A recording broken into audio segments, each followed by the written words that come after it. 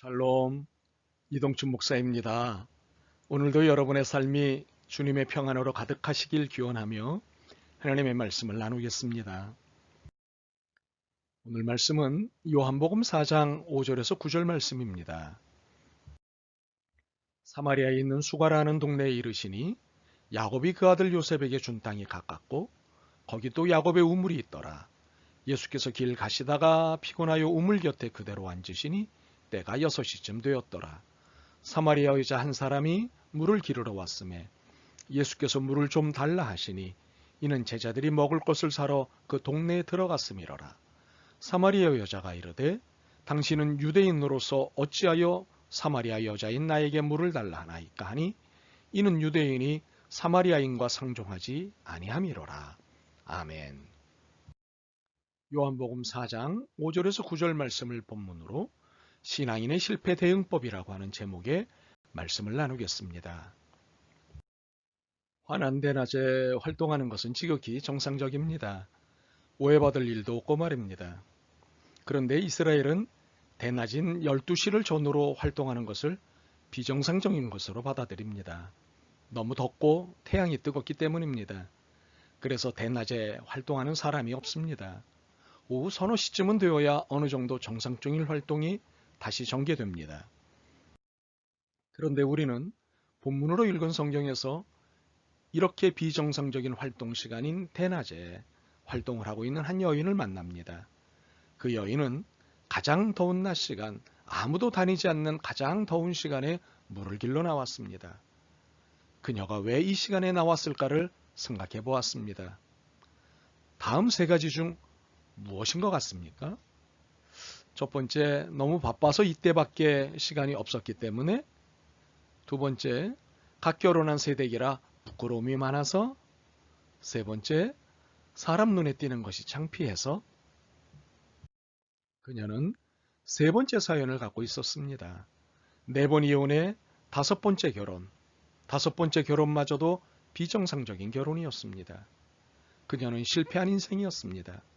그녀는 실패의 감정을 갖고 있었고 실패한 자신을 부끄러워하였기에 사람들과 부딪히는 것을 꺼려하였습니다. 그래서 대낮에 물을 길러 나왔던 것입니다.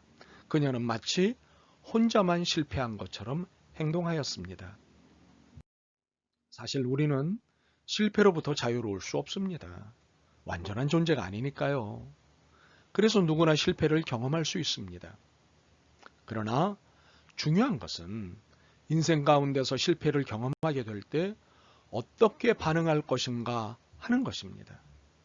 오늘 저는 여러분이 영원한 패배자가 되지 않기를 바라는 마음으로 실패한 후에 재기하는 방법을 단계적으로 제시하려고 합니다. 물론 성경의 지침을 따라서입니다. 첫 번째로 자신의 실패에 대한 책임을 인정하십시오.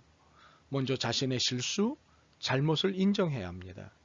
자신이 신이 아니라 인간이라는 사실을 기꺼이 받아들이고 다른 사람을 비난하지 마십시오. 비난은 아무것도 해결하지 못하기 때문입니다. 실패한 사람들은 자신의 실패를 불운이나 경제의 탓으로 돌립니다. 배우자를 비난합니다. 심지어는 하나님조차 비난합니다. 그러나 성공하는 사람은 실패했을 때 다른 사람들을 비난하지 않습니다. 오히려 자신의 잘못을 용납합니다. 잠언 28장 18절은 말씀합니다. 자기의 죄를 숨기는 자는 형통하지 못하나 죄를 자복하고 버리는 자는 불쌍히 여김을 받으리라. 두 번째로 실패가 주는 이점을 인식하십시오. 실패가 주는 유익이 있습니다. 실패는 무엇이 효과적이지 않은 방법인지 보여줍니다. 토마스 에디슨이 한 말이 있습니다. 그것을 실패라고 부르지 말고 교육이라 하라. 실패는 우리를 보다 창의적으로 만들어 항상 새로운 것들을 모색하게 합니다. 실패는 교만과 이기주의를 방지합니다. 만약 우리가 늘 기막힌 성공만 한다면 누구도 우리와 더불어 살 수 없을 것입니다. 실패는 인생에 있어서 진정 중요한 것이 무엇인지 제고하도록 합니다. 우리의 실패를 통해서 하나님은 우리가 삶의 방향을 점검하도록 인도하십니다. 잠언 20장 30절은 말씀합니다. 상하게 때리는 것이 악을 없이 하나니 매는 사람의 속에 깊이 들어가느니라. 세 번째로 실패의 이유를 알 수 있도록 지혜를 달라고 하나님께 요청하십시오. 왜 실패했을까? 내 스스로에게 실패의 원인이 있지 않을까를 생각해 보십시오. 가끔씩 우리 자신이 노력하지 못하도록 방해하는 무의식적인 원인이 우리 안에 있습니다. 그것은 성공에 대한 두려움, 죄의식, 그리고 반감입니다. 성공에 대한 두려움은 성공하면 자신이 원하는 것보다 더 많은 책임을 떠맡아야 할지도 모른다는 불안입니다. 죄의식은 자신이 성공할 자격이 없다고 생각하여 자신을 실패하도록 방치해두게 됩니다. 반감은 자신에게 성공하도록 압력을 가하는 사람들에 대한 반감으로 실패합니다. 그러나 야고보서 1장 6절은 말씀합니다. 너희 중에 누구든지 지혜가 부족하거든 모든 사람에게 후히 주시고 꾸짖지 아니하시는 하나님께 구하라. 그리하면 주시리라. 네 번째로 과거는 잊고 미래에 초점을 맞추십시오. 과거는 다리 밑의 물처럼 이미 지나갔습니다. 바꿀 수는 없는 지나간 것에 대해 더 이상 염려하지 마십시오. 빌립보서 3장 13절은 말씀합니다. 오직 한 일, 즉 뒤에 있는 것은 잊어버리고 앞에 있는 것을 잡으려고. 필립 브룩스라는 사람은 한때 하버드 대학의 교수가 되기를 소망해 교수 자격시험에 응시했으나 실패하고 말았습니다. 그는 실패했으라는 상처 때문에 두문불출하고 고민에 쌓여 있었습니다. 그런데 그에게 새로운 길이 열리게 되었습니다. 얼마 후 그는 신학교에 입학하여 신학을 공부한 후에 보스턴의 유명한 교회에서 설교가로 명성을 나타내기 시작했습니다. 그의 이웃에 살던 한 양복 직공이 그의 설교를 듣고 돌아가서 즉시 그에게 내가 목사님의 설교를 들을 때 목사님의 모습은 사라지고 하나님의 영광이 나타나는 것을 보았습니다 하고 편지하기도 했습니다.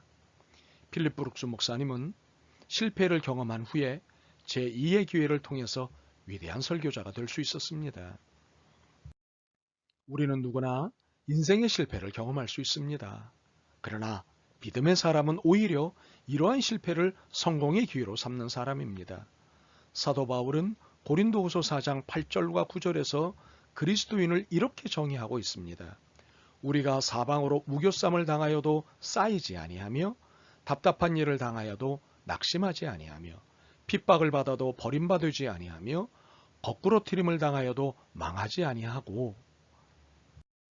참으로 우리는 이런 사람으로 살 수 있도록 은혜를 입고 있는 사람들입니다. 부디 실패가 끝이 아니라 새로운 시작임을 그리스도 안에서 확신을 가지시길 기도합니다. 아멘.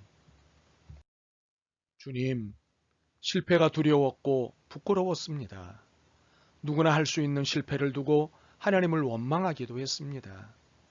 말씀을 들으며 이 모든 태도가 참 부끄러운 모습이었구나 하고 깨달았습니다. 이제 실패에 당당하고 이를 딛고 일어서게 하시는 주님을 바라보겠습니다. 도와주옵소서. 예수 그리스도의 이름으로 기도드립니다. 아멘. 오늘도 여러분의 믿음과 삶을 응원합니다. 사랑합니다.